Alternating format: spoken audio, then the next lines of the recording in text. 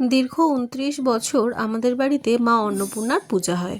দোলের দিন সূর্যোদয়ের পরে পঞ্জিকা দেখে শুভ সময়ে আমাদের প্রতিষ্ঠিত পুকুর থেকে মাটি তোলা হয় মা অন্নপূর্ণার। পুকুরে ৩ বার ৩টে ডুব দিয়ে ৩ মুঠো মাটি তুলে আনা হয় মায়ের জন্য।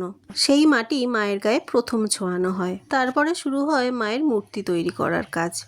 মিস্ত্রি জেঠুদের পরিশ্রম আর হাতের শিল্পকলায় মা অন্নপূর্ণা ধীরে ধীরে মৃন্ময়ী রূপে পরিব্যক্ত হন। দীর্ঘ ২৯ বছর এই ঠাকুর মিস্ত্রিরাই ২ পুরুষ ধরে আমাদের এই অন্নপূর্ণা ঠাকুর বানিয়ে আসছেন। আমার আগের ব্লগে আমি তোমাদের সাথে শেয়ার করেছিলাম যে মা অন্নপূর্ণার সাজটা আমরাই কুমারটুলি থেকে নিয়ে আসি। তাই যেদিনকে ঠাকুর কমপ্লিট করা হয় সেদিনকেই আমি সাজটা নিয়ে চলে আসি বাড়িতে। এবারেও তার অন্যথা হয়নি। বাড়িতে এসে দেখলাম মায়ের চক্ষুদান করা হচ্ছে।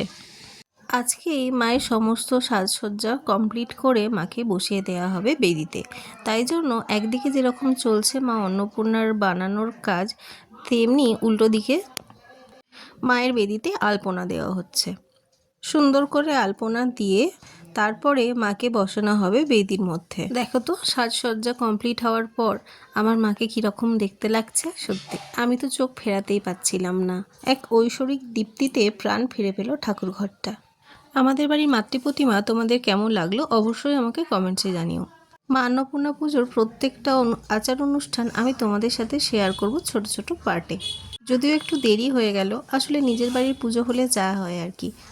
মায়ের পুজোর পরবর্তী অংশ দেখতে চোখ রাখো আমার চ্যানেলে।